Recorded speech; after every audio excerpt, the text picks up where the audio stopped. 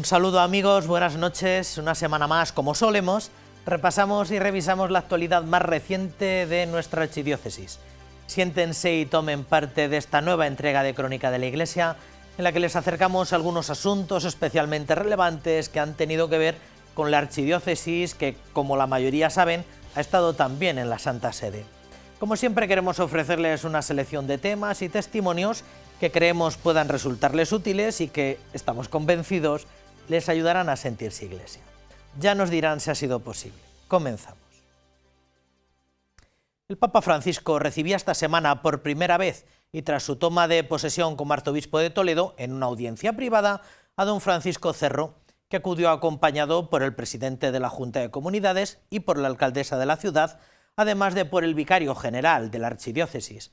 Nuestro arzobispo, al finalizar la audiencia, aseguró que encontró al Papa Francisco muy bien, muy abierto, muy cercano e interesado por todos, en un gesto de cariño y afecto del Santo Padre por nuestra iglesia local.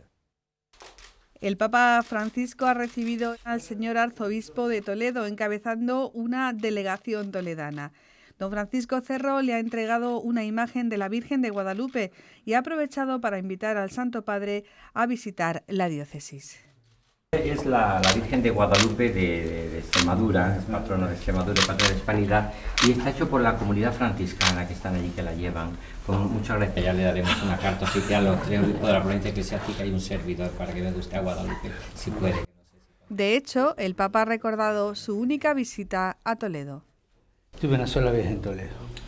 Sí, se lo he preguntado al señor arzobispo. Con ocasión de cuando estuvo estudiando en Alcalá de Henares. En Alcalá, un día de paseo, sí. Fui con 2 o 3 compañeros, a la mañana tempranito y volvimos a la noche. Eso tiene remedio, se puede volver. Don Francisco Cerro ha hablado con Radio Televisión Diocesana, donde ha comentado sus primeras impresiones de este encuentro, el primero como arzobispo de Toledo. Cuando le hemos invitado a visitar Toledo y también hemos invitado a que peregrine a Guadalupe, que está de jubileo, pues cuando hemos invitado a Toledo dice, desde luego, si voy a España, por supuesto que a Toledo voy.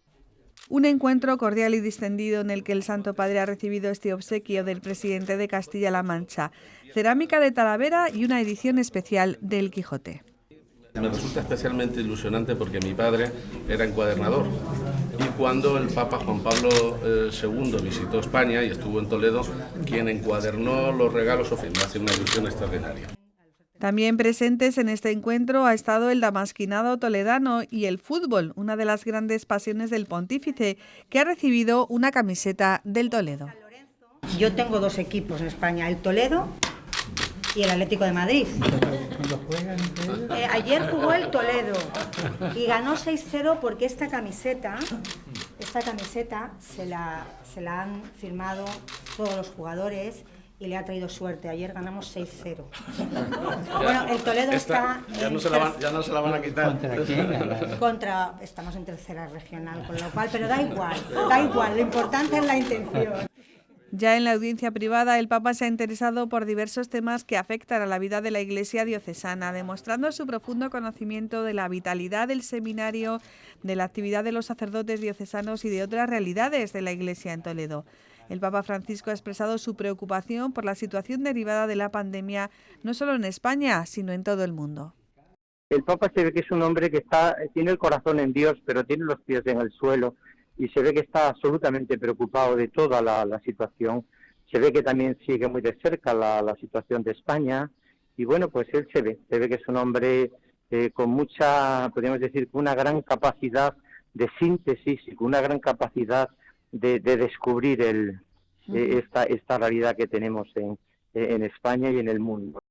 En este encuentro, que se ha celebrado en la biblioteca privada del Papa, don Francisco Cerro ha estado acompañado por el vicario general de la diócesis, don Francisco César García Magán.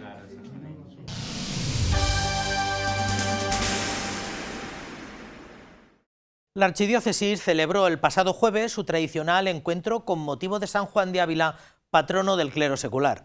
Se trata de un día de fiesta de todo el presbiterio que al tiempo hace memoria agradecida por la fidelidad al Señor de los sacerdotes que cumplen sus 60, 70, 50 y 25 años de ordenación. La catedral acogió esta celebración, que ofreció una extensa conferencia a 3 voces sobre San José ejemplo de santificación en el trabajo diario, y una misa presidida por el señor arzobispo.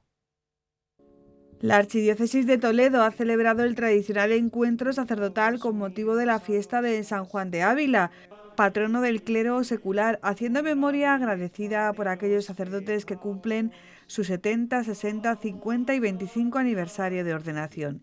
En la Santa Misa, el señor arzobispo ha recordado cómo todos los sacerdotes han de ejercer la paciencia para con los demás en todos los ámbitos de su vida y también en todas las etapas.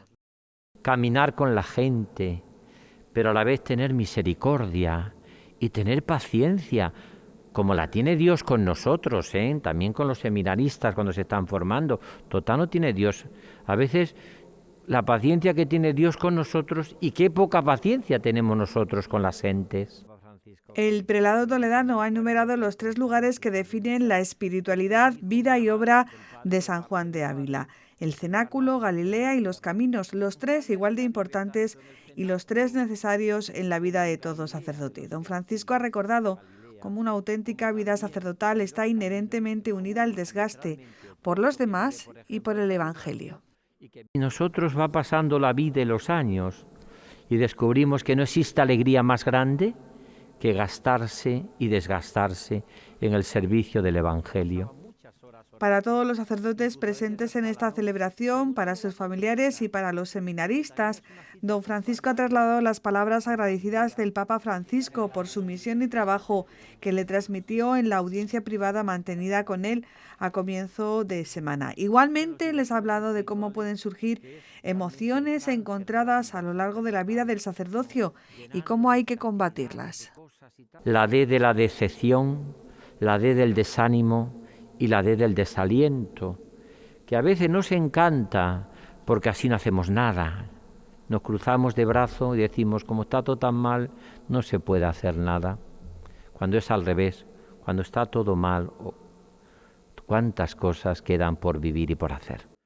El señor arzobispo de Toledo ha presidido la Santa Misa, en la que también ha estado el arzobispo emérito de Toledo, don Braulio Rodríguez Plaza, don Ángel Rubio, obispo emérito de Segovia, y monseñor Luis Miguel Muñoz Cárdava, nuncio de su santidad en Sudán.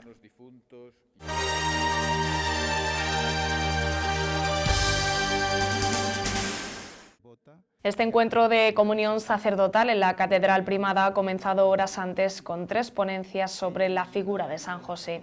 La primera de ellas ha versado sobre San José como custodio del corazón de Jesús y la ofrecía al sacerdote don Ignacio Manresa. Acerca de San José como patriarca de la Iglesia, reflexionaba poco después don Jesús Martín. San José de Nazaret vivió momentos difíciles marcados por la incomprensión, el desarraigo, la escasez y la incertidumbre. Estas situaciones no le ahorraron a este hombre elegido por Dios como custodio y protector de su hijo, pero ante ellas José desplegó la obediencia de la fe, al igual que sus antepasados. Por último, don Jesús Ruiz nos invitaba a contemplar a San José como ejemplo de santificación en el trabajo diario. Tras las conferencias se ha celebrado el acto de homenaje a los sacerdotes que a lo largo de este año celebran sus jubileos sacerdotales.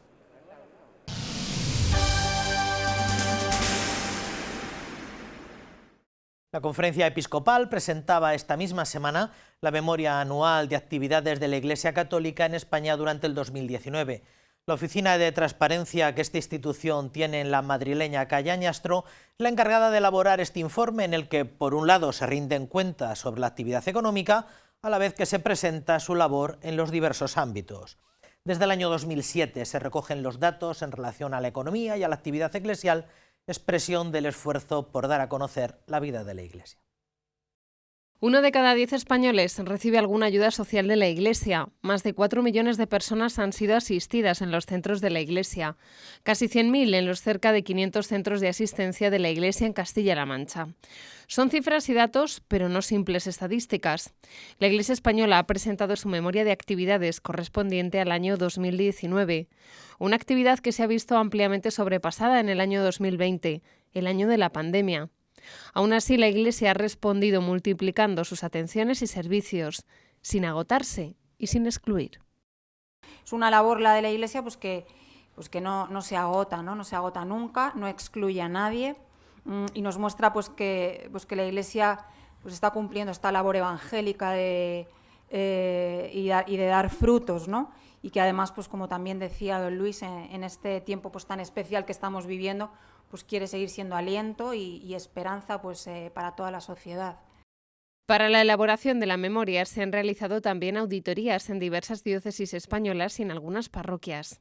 En total, ya el 75% de las diócesis españolas y más de 240 parroquias han realizado esa auditoría.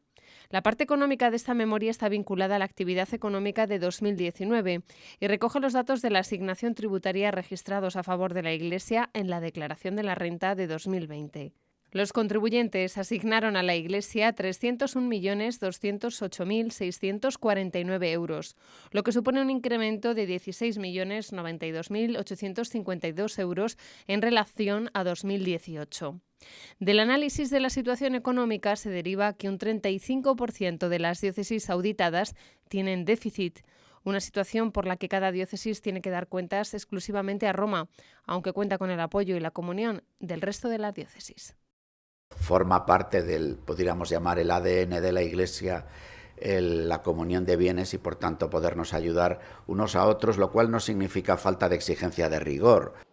La Iglesia tiene una respuesta para los dramas que hay en la calle. Está presente en las carencias y en todos los problemas de la sociedad. Los mayores, los que sufren el paro, los migrantes, las mujeres que sufren violencia.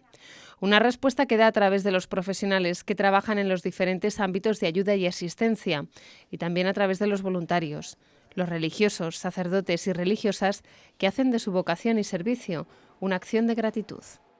Un deber de rendición de cuentas, una acción de gracias y al mismo tiempo una convocatoria. Una convocatoria no solo a poner la X, sino a estar dispuestos a ofrecer tiempo, en definitiva a ofrecer vida, para poder realizar tantas y tantas tareas, ¿no? Porque sin el trabajo gratuito la acción de la Iglesia sería insostenible.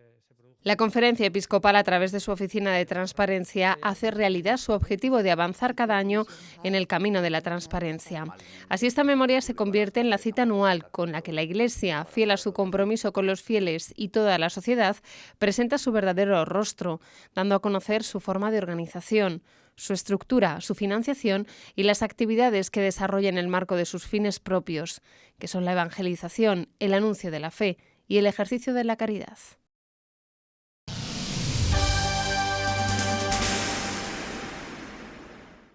Bajo el título La economía que quieres, Cáritas volvió a presentar en vísperas de la celebración del 1 de mayo su informe anual de economía solidaria para dar cuenta de las acciones desarrolladas a lo largo del 2020 en uno de los sectores estratégicos de respuesta a los retos de la exclusión social y la desigualdad.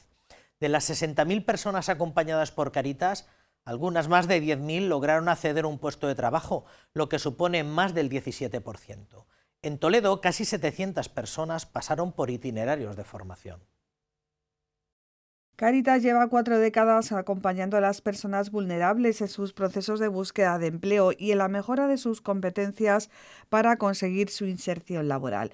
Este empeño, continuado en el tiempo, da sus frutos cada año, también en este año 2020, el año de la pandemia. 10.000 personas han encontrado trabajo gracias a Cáritas.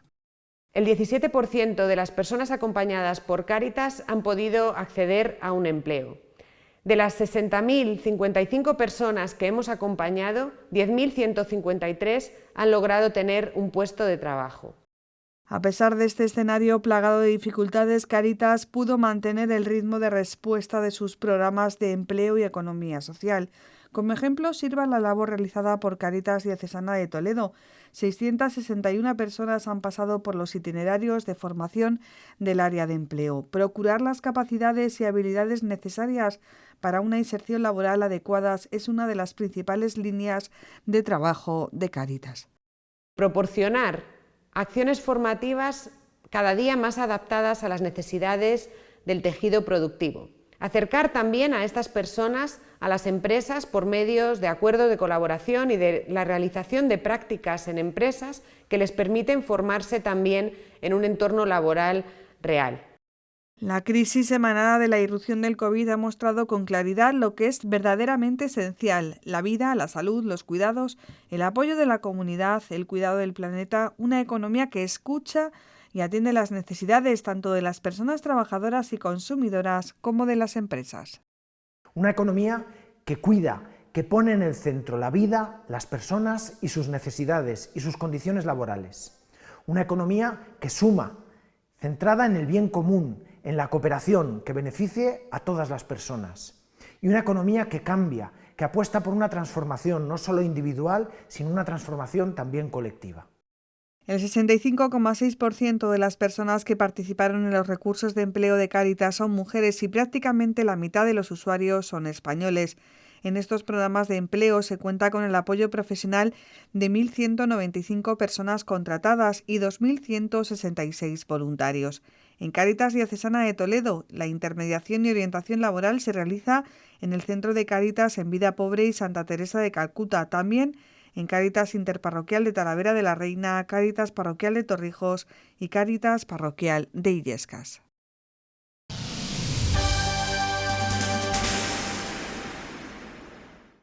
Ya recuerdan que todos los años por estas fechas nos gusta traerles el testimonio de alguno de los sacerdotes que celebran bodas de plata o de oro sacerdotales. Generalmente a mí me parece muy entrañable poder contar con el testimonio de sacerdotes de bodas de oro. ¿Acaso porque sean los que tienen más cosas que contar? O porque retratan de una manera muy fiel lo que ha sido el sacerdocio y lo que ha sido la vida de la Iglesia diocesana a lo largo de los últimos 50 años. Unos 50 años muy interesantes. Esta noche contamos con el testimonio de una de las personas que mejor retrata a su generación. Ya tuvimos recientemente a don Eladio con motivo de la presentación de su libro y si Dios quiere tendremos a otro de su curso con motivo de la presentación de otra obra. Pero tenemos a uno de los sacerdotes que mejor retrata su generación. Se trata de don Sebastián Villalobos Zaragoza. Don Sebastián, buenas noches. Buenas noches, en de Dios, Chema. Muchas gracias por haber querido venir a esta pequeña colaboración. ¿Cómo ha vivido estas bodas de oro sacerdotales, Sebastián? Bueno, en principio, dentro un poco del asombro, porque parece imposible el que nos llegue estos años. De hecho, me ha dado por decir que cuando yo era joven, los señores de 74 años eran muy viejos, muy viejos, muy viejos. Y ahora resulta que son de mi edad. Esto que parece una butad está reflejando una realidad clara, que es la medicina, la alimentación y tal, pues nos está ampliando la edad y ahora el que lleguen a los 90 años es relativamente fácil, con lo cual prácticamente nos parecemos jóvenes. Sí. Hay también otra cosa curiosa que es, en el colegio, y después hablaremos del colegio, sí. Cada vez más veo a abuelos que van a llevar y a recoger a los niños. Sí, sí, y yo lo que estoy diciendo es que voy a suprimir la APA, la Asociación de Padres y de Alumnos, y voy a crear la Asociación de Abuelos, que son los que realmente veo y trabajo, ¿no? Los que se hacen cargo. Muy bien, Villacañas, 1947.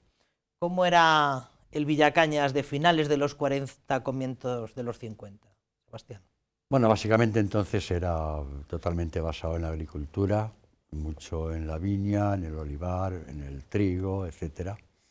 Que después ha ido evolucionando también hacia la industria y sus aventuras con las puertas, los muebles y todo esto, ¿no? Pues allí nací yo en una familia muy religiosa. Sí. Yo soy el octavo de 9 hijos, aunque realmente yo solamente he conocido a 7, porque 2 más pequeños, también Sebastián, sí, murieron. Y Sebastián por 2 razones, por mi padre, pero porque mi padre es de Romeral y el patrón de Romeral es San Sebastián. Ah, caramba. Entonces, caramba, sí, sí. Bueno, es una familia muy religiosa. Mi padre y mi madre, por supuesto. Mis hermanos muy comprometidos en la acción católica. También es cierto que en Villacañas ha habido muy buenos sacerdotes. Yo empecé de monaguillo con don Román Lobato y me ordené con otro Lobato, don Jesús. Ah, sí. pero ha habido unos coautores excelentes. Voy a recordar solamente a dos, que es don Daniel Palomo y don José María Gómez Jané. O sea que, y entonces el trabajo de la parroquia y de la Acción Católica en Villacañas ha sido siempre muy intenso. ¿Cómo recuerda su infancia? Me imagino que Monaguillo, claro. Una familia católica, gente con compromiso eclesial. Me imagino que Monaguillo, pero ¿cómo recuerda aquellos años de infancia? Bueno, pues yo me acuerdo que entré de Monaguillo, de los que cuando había que cambiar el altar el misal de un sitio a otro, ¿no? Sí. La epístola al Evangelio, pues se me caía el misal porque no podía con él, era demasiado pequeño, ¿no? Y digamos que entonces también una vida muy intensa en la parroquia, como Monaguillo, hasta que prácticamente pues, surgió la idea del seminario. Y entonces, a mis padres les alegró mucho y casi me animaron, con lo cual prácticamente ingresé rápidamente en el seminario. ¿A qué edad recuerda entrar en el menor? Creo recordar que con 12. Con 12. 12, terminé en 24, sí. ¿Cuántos eran de Villacañas? ¿Cuántos seminaristas eran? ¿Eran como de Villafranca de los Caballeros, que había que fletar un...? Prácticamente, o sea, prácticamente. Quizá yo, al que más recuerdo, porque estaba más cercano a mí, era Antonio Bustos, ¿no? Sí. Pero por encima había otros y por abajo muchos más. Luego después lo fueron dejando y tal, ¿no? Pero sí, podíamos ser en algún momento 12 o 15. 12 o 15 de Villacañas, qué barbaridad. ¿Cómo recuerda sus años del menor? Bueno, el menor que me tocó vivir fue el menor absolutamente tradicional, de 5 años de Latín y Humanidades. Hombre, yo recuerdo que un día don Jaime Colomina perdón, nos decía que el seminario menor imprime carácter. Ten en cuenta que el seminario menor que yo viví, en los primeros años no teníamos ninguna vacación, ni Navidad, ni Semana Santa, era 10 meses todos dentro del seminario, con las clases oportunas, y en vacaciones creábamos una especie de lo que llamábamos hogares, pues, para pasar un rato jugando y todo esto. Años duros, no había calefacción nada más que en la capilla, nos entraban unos fervores para ir a la capilla y unos sabaniones que nos salían impresionantes. Pero vamos a ver, esa vida de internado tan intensa ha creado relaciones muy intensas. Hace media hora me acaba de llamar un compañero del seminario menor de Fuenlabrada de los Montes. O sea que, por eso digo que realmente el seminario menor fue muy intenso. E incluso, digamos que un ejercicio de, ahora se llama valores, pero nosotros llamábamos virtudes. Virtudes. Que pues nos ayudó mucho, digamos que en nuestra evolución. Ese era el seminario menor. Y luego pasan al mayor. ¿Cuándo recuerda que tiene lugar el concilio? Cuando está en estudios eclesiásticos. Vamos a ver, yo recuerdo que en el seminario menor es cuando muere Juan XXIII y entra Pablo VI. Realmente nosotros en el menor, bueno, sabíamos que había un concilio, pero no mucho más. Es en el seminario mayor donde ya empieza a notarse qué es lo que era el concilio y la renovación en el plan de estudios, etcétera. De hecho, nosotros empezamos lo que era 3 años de filosofía y 4 de teología, y de pronto lo vimos interrumpido porque empezó ya los estudios eclesiásticos, en el cual empezaban al principio mucha filosofía, pero algo de teología, y va creciendo a la inversa, ¿no?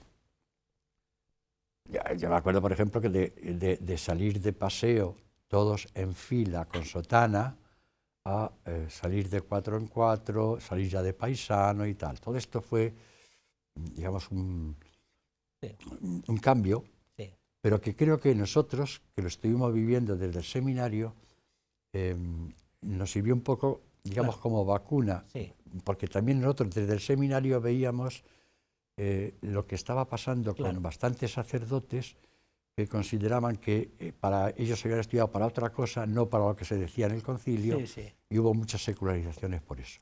Sí. De manera que la iglesia con la que usted entró en el seminario menor era distinta a la iglesia con la que salió. Me refiero en las formas, por lo menos. Está clarísimo. Todo en latín, por ejemplo. Es que nosotros empezamos estudiando filosofía en latín. En latín. O sea, las clases las dábamos en latín. ¿Cuándo se ordena? ¿En qué año se ordena? Año 1971. Perdón. Nos ordenó entonces el cardenal Enrique Tarancón, que ya estaba en Madrid, pero todavía no había sido nombrado don Marcelo. Entonces, don Marcelo, su nombramiento se dio inmediatamente, pero nosotros nos ordenamos el 29 de junio del 71 y don Marcelo tomó posesión el día de San Ildefonso del 72. Por lo tanto, la ordenación es con don Marcelo. Sí, en San Juan de los Reyes. Sí. Con Eladio, Jesús, claro. Y demás compañeros. Nos ordenamos 10 y que entonces se dijo que éramos los 10 de últimas, porque lo que venía por detrás ya eran 2, 1, 3. Sí, empezó la gran crisis. Bueno, realmente nosotros terminamos el último curso del seminario 15. Y de los 15, 5 se marcharon a Salamanca, pero no se terminaron ordenando ninguno de los 5. Entonces nosotros los 10, en este momento hay 2 secularizados, uno fallecido, que es Antonio Garzón Acevedo. Antonio Garzón. Y los 7 que celebrábamos ayer los 10 años. Sí, tal y como comentó Eladio, desde su misma quinta, pues eso, gente que lo dejaba, profesores del seminario también que lo dejaban. Bueno, esto fue muy curioso porque una de las grandes renovaciones que produjo Tarancón en el seminario fue la renovación de claustro. Entonces había profesores absolutamente tomistas y otros profesores que ya estábamos oliendo lo que nos venía de Francia, de Alemania, etcétera, ¿no? Incluso, por ejemplo, yo me acuerdo el catecismo holandés, famoso, que aquello fue y don Elías Vega, que era un santo varón, casi recomendándonos lo que le leyésemos, ¿no? Entonces era esto. Entonces ahí hubo profesores muy tradicionales y a la vez gente como por ejemplo Marcelino Casas, que estando de cura en Madridejos venía a darnos clase de teología. Y ya íbamos viendo otra perspectiva teológica. ¿Cómo le recuerda a don Vicente Enrique Tarancón? ¿O tiene un recuerdo un poco difuso, poco tiempo y poco trato? No, fue suficiente. Yo creo que yo le conocí 3 años. Era un hombre valiente. Veía perfectamente qué es lo que nos decía el concilio. Fue él el que hincó el diente al planteamiento del seminario, aunque a lo mejor en algunas cosas al final se le fue de las manos, porque entonces empezaron los pisos y todas estas cosas, ¿no? Entonces, pero nos animó a otras cosas. O sea, yo en los 2 últimos años de carrera, julio y agosto, estuve yendo a París a trabajar. Bueno, entonces se llevaba mucho entre los estudiantes, a trabajar de camillero en un hospital. Y entonces aquello me abrió mucho la mente. O sea, por una parte me encontré otro mundo, el mundo, digamos, demócrata, ¿no? Que se vivía ya en Francia, pero sobre todo el contacto con sacerdotes también españoles, capellanes de migrantes.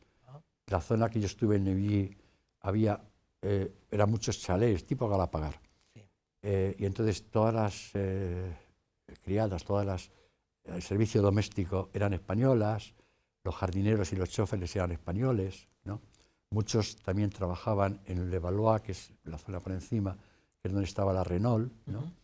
Entonces, aquello fue muy enriquecedor. Y también me acuerdo de la liturgia de la parroquia de Saint-Séverin y la parroquia de Notre-Dame de París. Entonces, realmente todo aquello a mí me hizo ver otra realidad de la que todavía aquí estábamos muy encorsetados. Hay 2 rasgos que los que venimos detrás vemos en su generación, luego apuntamos a uno de ellos, aquel deseo por estudiar algún tipo de formación civil. Yo recuerdo formarme con operarios que también en aquellos momentos de finales de formación dice, oye, hay que hacerse con un tipo de formación civil porque esto está cambiando mucho y Y también el deseo por salir fuera. Yo recuerdo formarme con sacerdotes operarios que decían, aseguraban haber pasado el verano en Ginebra o en distintos sitios de francófonos. Era muy habitual entonces porque te animaban, Sí, surgía bueno, la necesidad, ganaban un de dinerito. hecho, por ejemplo, en San Severén había dos sacerdotes que luego se secularizaron los dos, Julián Ruiz y Juan José, y los dos también profesores del seminario. Y por eso yo entré más o menos en contacto con estas parroquias.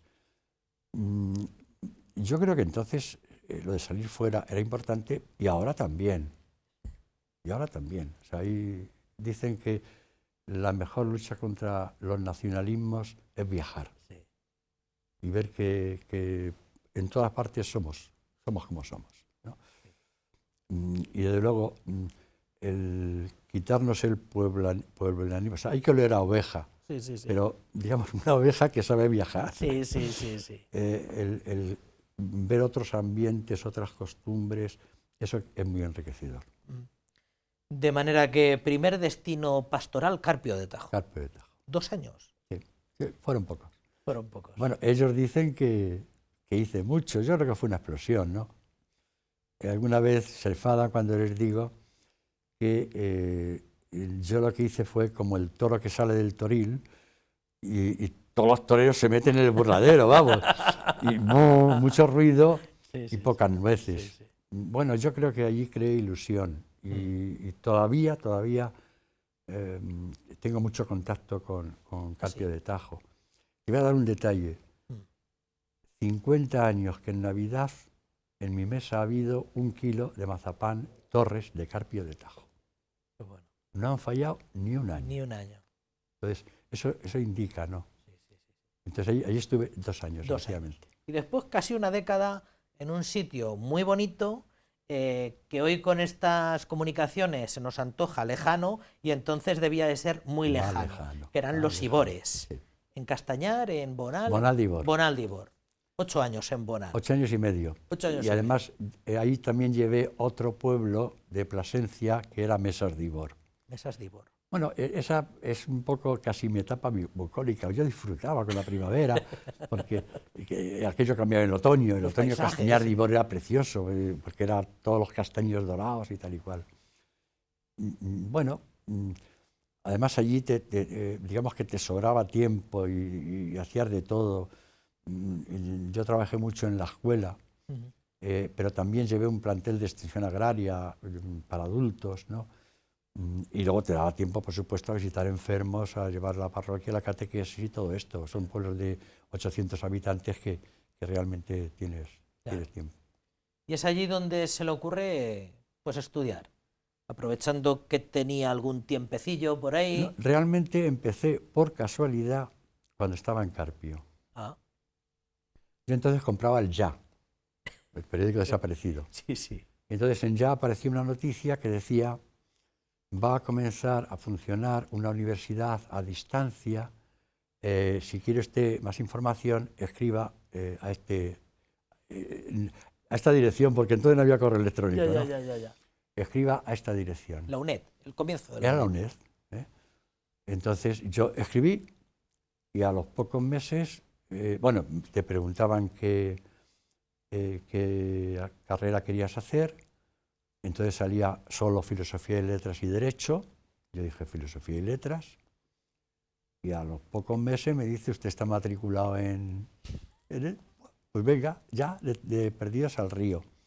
Es cierto que cuando tuve más años fue en Bonal. Y ahí terminé la carrera. También es cierto que ahí nos estuvieron un año interrumpidos. Soy de la primera promoción de la Universidad de Distancia. Pero nos estuvieron un año interrumpidos porque cambiaron el plan de estudios y nosotros íbamos avanzados. Sí. Entonces nos pararon un año para pasar ya de la antigua Filosofía y Letras, que era comunes y especialidad, a las actuales especializaciones que tenemos ahora.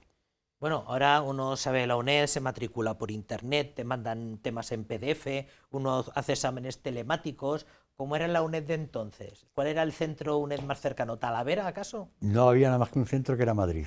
Y luego tenía que irse de Bonal a Madrid a hacer... Luego ya crearon Mérida y yo seguí yendo a Madrid porque me cogía mejor más cerca de Madrid que Mérida, claro. No, claro.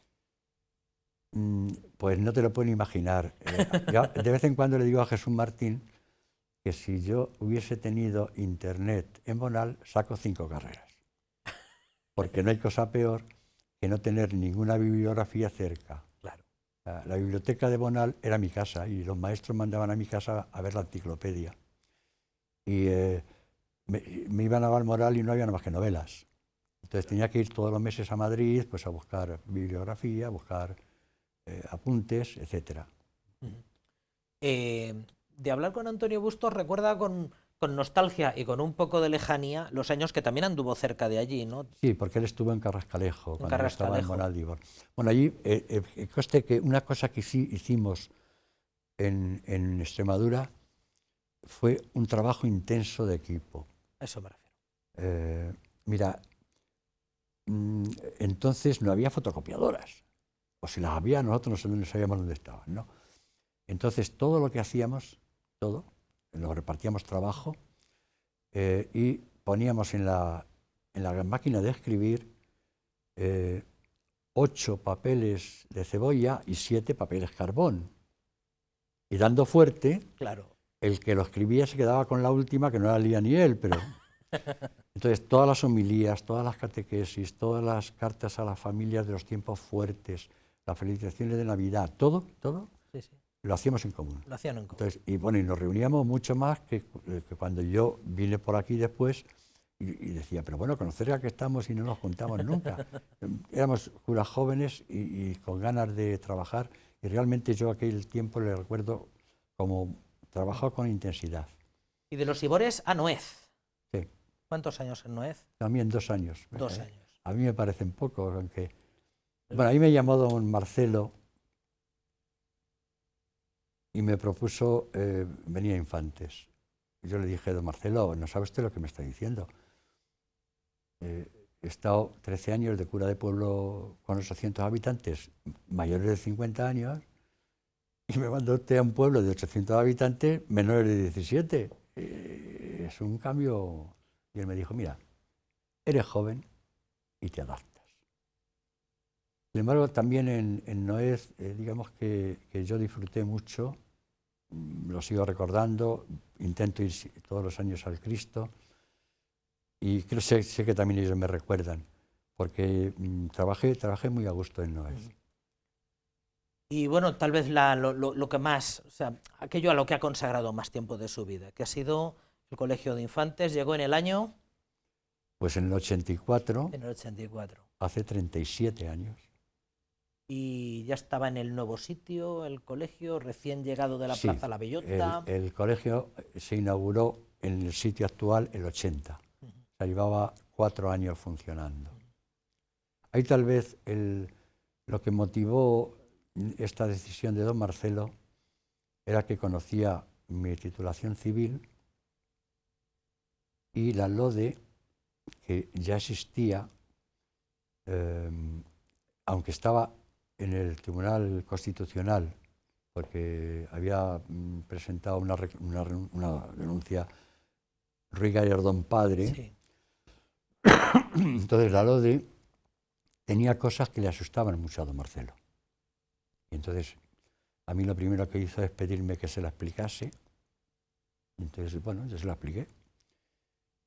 Y entonces me recomendó que, sobre todo lo que le daba miedo eran los consejos escolares y que asumiera la dirección titular, pero además también las direcciones pedagógicas, que son los presidentes de los consejos escolares. Ahora, en lo de Infantes ha sido un gran trabajo en equipo. Una vez que ya lo dejó don Luis García Hinojosa, yo la propuesta que le hice a don Marcelo es colegio, pero sin hacer chapuzas. Tenemos que dar calidad, pero colegio, parroquia. Entonces la parroquia estaba en la ermita de San Antón y apostolado seglar. Recuerdo que ya empezaron el apostolado seglar a tener reuniones en el colegio. El sínodo diocesano es verdad. se realizó en el colegio de Infantes. Sí, sí. Bueno, entonces don Marcelo... ¿Que llaman sala de grado ahora o cómo llaman ese salón? No, porque eran varios. O sea, eran varios. Os reuníais también en la biblioteca y no sé dónde más. Bueno, pues esa idea le entusiasmó a don Marcelo y los nombramientos primeros que hizo fue delegado de apostolado auxiliar, que era Jesús Martín, párroco don Jesús Hornillos y yo como director. Y lo que le habíamos dicho era un conjunto de instalaciones que tienen una finalidad propia, pero que pueden utilizarse para los otros servicios, regido por un grupo de personas que trabajan en equipo, que saben cada uno cuál es su misión propia, pero que juntos los tres actúan en esto. A mí siquiera don Marcelo no me dio altar, yo se lo pedí, me dijo, te lo buscas. Entonces, el trabajar en equipo significaba que los domingos teníamos misa en San Antón, en Azucaica y en el salón del colegio. Y entonces íbamos rotando, ¿no? Es que don Pablo, que fue el anterior párroco, seguía en el psiquiátrico y cuando iba a Azucaica le preguntaba, ¿quién viene hoy de la cooperativa? De la cooperativa. Pero vamos, he empezado con estos tres, sí. Podría decir muchísimos más nombres, sí. Porque ha habido por allí muchísimos sacerdotes. Por ejemplo, Luis Lucendo, sí. Cuando pasó a párroco, porque Hornillo se marchó a Torrijos, sí. Jesús Martín, entonces el que le ha puesto la auxiliar fue Luis Lucendo. Pero vamos... Pero casi una década estuvieron allí los tres, me parece recordar. Sí. Yo recuerdo comienzo de los 90, bajar de seminarista allí los miércoles, sí. A dar catequesis de confirmación y querer llegar un poco antes porque tomaban café en el fondo del comedor. Estaban allí usted, don Jesús Martín y el difunto don Jesús Hornillos, allí tomando café y fumando un cigarro, que era siempre muy entrañable. Ha cambiado mucho el colegio en estos últimos 30 y pico años. Hombre, me ha tocado toda la transformación legislativa, porque sobre todo dos leyes fundamentales, que fueron la LODE y luego la LOCSE. Sí. La LOCSE, ten en cuenta que nosotros teníamos EGB, Bubico, y nos hacen tener infantil, primaria, secundaria, bachillerato. Luego también la demanda del colegio pues, ha ido haciendo que fuésemos transformando. Yo cogí el colegio con 25 aulas y tenemos 51, o sea que hemos duplicado. Claro. Y porque ni podemos ni debemos abrir más aulas, pero en este momento tenemos lista de espera en todos los cursos que prácticamente no pueden entrar nada más que en 3 años en primero de bachillerato, que es donde tenemos más plazas. Vamos. Y tenemos plazas en bachillerato porque de 3 aulas pasamos a 6. Okay. Ahora, te insisto en el trabajo en equipo realizado por muchas personas que unas han continuado, otras han pasado, ¿no? Sí. Y otros están ahora, ¿no? Yo qué sé, Alfonso Fernández Benito, Ferrer, Carlos Loriente, toda esta gente está pasando por ahí, además trabajando en equipo, ¿eh? Sí. ¿Qué piensa cuando le dicen que es la persona que más y mejor conoce los vericuetos de la educación y de la administración? Es mentira, cuando pero... incluso desde el ámbito civil dice, esto hay que hablarlo con Villalobos, que es el que mejor se sabe desenvolver por ahí. ¿Qué piensa? Dice, es mentira, pero dime lo que me gusta. No, vamos a ver. Son tantos años y sobre todo tantas transformaciones legislativas, porque he dicho 2 leyes. Sabes tú que hay más, pero no solamente hay más, es que esto es una tela de araña a través de los reales decretos y las órdenes ministeriales y todo esto. Realmente hoy moverse en el tema educativo es muy complejo, muy complejo. Y luego también ir conociendo a las personas. Bueno, ha habido muchas personas que yo con Felpeto y yo nos conocimos siendo el director de la laboral, pues hemos tenido una intensa relación de amistad, ¿no?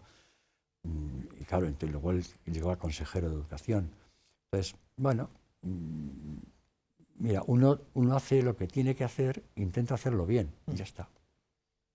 una persona popular como usted, aquí en la ciudad y en el ámbito educativo y gente que quiere llevar niños al colegio, hace unos años supimos que, bueno, se corrió la voz, Sebastián tiene cáncer, Sebastián está enfermo. ¿Quiere que hablemos de su enfermedad? ¿Cómo ha vivido la enfermedad? Vamos a ver. Al principio te asusta mucho, o sea, que te digan tienes cáncer te asusta mucho. Pero en vez de operación me ofrecieron un tratamiento con revisión cada 2 meses y tomando unas pastillas. Y esto hace 5 años y ahora estoy no solo tranquilo, yo te diría que estoy mejor. Porque lo que he conseguido es cosas que tenía antes muy abandonadas, como era el azúcar, el colesterol, la tensión y estas cosas, ahora lo tengo controlado. Y simplemente es pasar la revisión cada 2 meses. Entonces, digamos que te obliga a no hacer planes de mucho futuro, claro. Pero sin embargo veo que esta enfermedad se puede sobrellevar, ¿no? Perfectamente. Y finalmente, por ir acabando, hemos repasado ¿cómo le gustaría a aquel joven de Villacañas que salió un día para formarse en el seminario, cómo le gustaría que le recordaran? El día que faltara usted, Sebastián, ¿cómo le gustaría que le recordaran? Como un hombre muy técnico, un perfecto conocedor de la administración, ¿cómo le gustaría que le recordaran? Mira, la palabra técnico a veces hasta me molesta. Te recuerdo una anécdota. Yo en un momento dado a Juan García Santa Cruz le dije que había estado en Filipinas, en las chabolas, donde había una chabola para seminaristas, y me impresionó tanto que le dije algo así parecido a viendo esto, no sé qué coño pinto yo en un colegio. Y la sorpresa que me llevé es que a los 2 meses me recibe don Marcelo y me dice, tu trabajo es pastoral porque te manda el pastor. Ya no sabía por dónde salía, pero enseguida me lo explicó. Entonces me hice la idea. Vamos a ver, si estoy dirigiendo un colegio, tengo que más o menos dominar toda la legislación, y toda la normativa, etcétera, incluso todas las, fíjate, porque la gran innovación que hemos tenido ha sido las TIC. Hoy es muy diferente como se está dando clase a como yo empecé, claro, ¿no? O sea, por eso son tantas cosas. Bueno, si en esto, yo creo que si el recuerdo que me gustaría que tuviesen de mí es que intenté pasar haciendo el bien, ¿no? Y haciéndolo bien, ¿no? Es bueno. Lo que más me alegra es cuando me encuentro antiguos alumnos y me dicen, me acuerdo de que usted un día me dijo, hombre, para algo ha servido lo que yo estoy haciendo. Pues nada más, hasta aquí su testimonio. Muchísimas gracias, don Sebastián, por estos 50 años de sacerdocio que esperamos se prolonguen, no tenemos prisa, y muchísimas gracias por su testimonio y por este recorrido, pues por la archidiócesis y por la historia reciente de nuestra diócesis. Muchísimas gracias. Pues lo que Dios quiera, exacto, los años que Dios quiera. Muy bien, muchas gracias, Sebastián.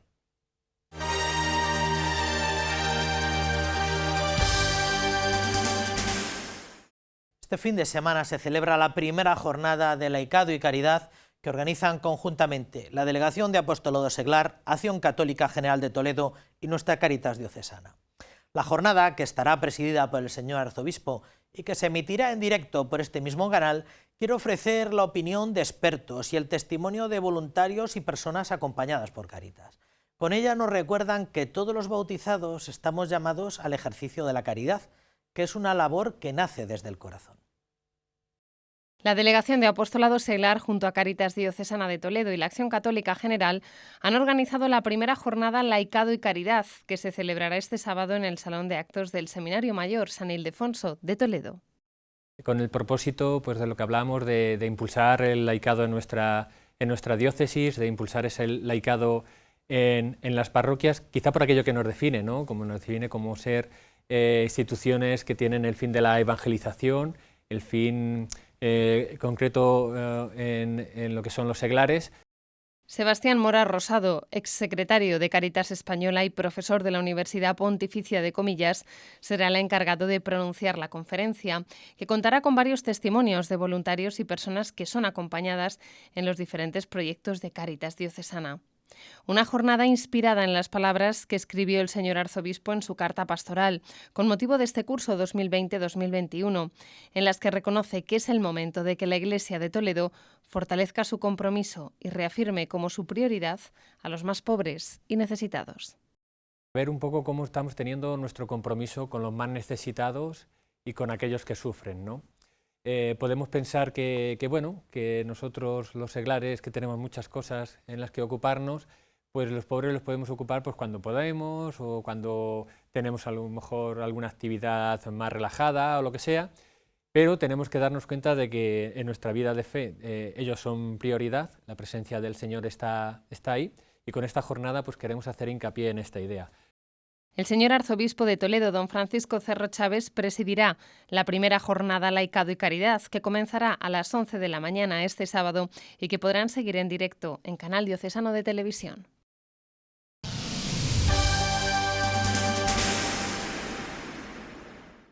De todos los recursos económicos de los que dispone nuestra archidiócesis, el más afectado durante esta pandemia que no acaba está siendo el turismo y todos los beneficios que se derivan de él, no solo para nuestra iglesia local, sino para el modo de vida y para la economía de toda la ciudad de Toledo. Desde la Administración diocesana nos invitan a mirar el futuro con optimismo y realismo, pero también piden una mayor implicación de toda la sociedad civil, de los colectivos profesionales y sobre todo de la Administración pública. Terminado el estado de alarma, finiquitados los cierres perimetrales y sin toques de queda, la actividad turística, cultural y hostelera queda a la espera de cómo responda la sociedad ante este nuevo panorama. Difícil será alcanzar las 900.000 visitas que llegaron a la Catedral de Toledo durante el año 2019, pero entidades gestoras del patrimonio, como la Pulsera Turística, que gestiona 7 monumentos de la ciudad, aseguran que se han aprovechado este año en blanco para adaptarse al protocolo SICTET y comenzar a gestionar la venta de entradas por plataformas de alcance internacional, entre otras cuestiones. Quien no haya hecho los deberes le va a costar mucho salir, porque los deberes además consisten en hacer cosas muy concretas. Las administraciones públicas tienen el poder, pues, por ejemplo, de dar más licencias, de facilitar el trabajo al sector privado, dentro de donde estamos nosotros, las instituciones de Iglesia. De momento, las perspectivas más realistas hablan de una recuperación del turismo muy poco a poco, sobre todo con la vista puesta en el turismo nacional. Para comenzar la recuperación de los sectores más afectados, los responsables piden a las administraciones que se impliquen, dando facilidades al sector privado, como por ejemplo en el caso de Toledo, flexibilizando las prohibiciones de aparcamiento. Si hay mucha gente de Toledo que sube a cenar porque le resulta fácil aparcar en el casco, el sector privado sabe lo que tiene que hacer. Pero insisto en que hay que crear esa oferta. Hay que crear una oferta de que alguien pueda aparcar delante de San Juan de los Reyes, que pueda aparcar en la plaza del Ayuntamiento o que pueda aparcar en la plaza del Conde sin que le multen. Medio centenar de trabajadores adscritos a la pulsera turística se encuentran en la actualidad en ERTE, una situación que se irá levantando conforme se vayan incrementando las visitas a estos monumentos y el flujo turístico se vaya regularizando.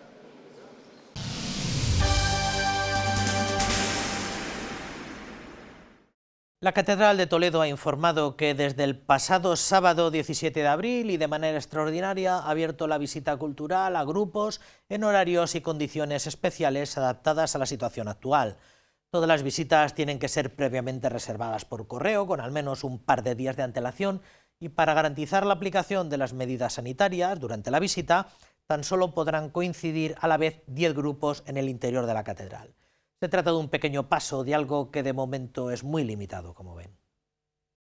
Desde mediados de abril se pueden realizar visitas a la Catedral de Toledo. Tan solo es necesario ponerse en contacto con los guías oficiales de turismo, que son los encargados de organizar las visitas en los horarios establecidos y cumpliendo toda la normativa sanitaria.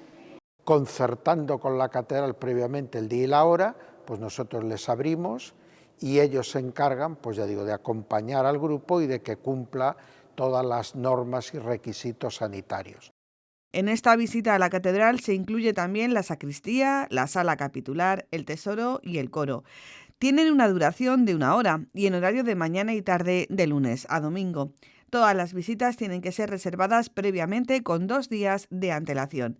El Cabildo de la Catedral Primada es consciente de las dificultades por las que están atravesando los profesionales y por ello ha abierto esta posibilidad que de momento está teniendo buena acogida.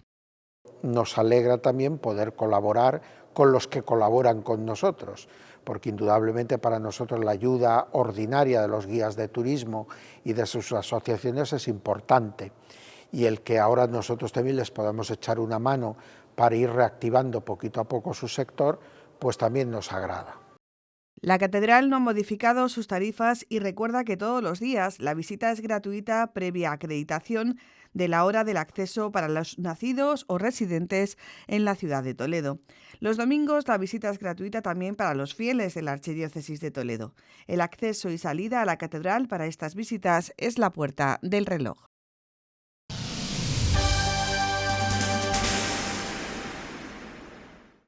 Este fin de semana nuestro seminario menor celebra su tercer y último curso de preseminario para adolescentes que quieran descubrir la vocación que Dios tiene para ellos o si se han planteado alguna vez o quieren plantearse la posibilidad de ser sacerdotes. Una oportunidad que se brinda a los niños desde cuarto de primaria hasta la ESO de dar a conocer mejor el seminario y para convivir con seminaristas. Se trata del primer encuentro presencial después de una racha en la que la única manera de participar era la telemática. El viernes comienza el tercer y último preseminario de este curso en el Seminario Menor Santo Tomás de Villanueva. El encuentro está dirigido a aquellos niños y adolescentes que en algún momento se han planteado la posibilidad de ser sacerdotes. El preseminario persigue que los que están pensando venir al seminario conozcan esta casa desde dentro, que convivan con los seminaristas, que estudien con ellos, que recen con ellos, que jueguen con ellos, que convivan con ellos, que conozcan esta casa desde dentro como si ellos mismos ya estuvieran viviendo aquí. Como novedad, este será el primer preseminario presencial tras la pandemia, ya que el resto se han celebrado de forma telemática. Es el tercer preseminario del curso con la novedad de que este va a ser presencial. Los 2 anteriores han sido siempre online por la cuestión del coronavirus, pero en esta ocasión ya vamos a hacerlo presencial, puesto que parece que la situación ha mejorado un poco. De momento son 10 los chicos que se han apuntado para participar en este encuentro que finalizará el sábado por la tarde.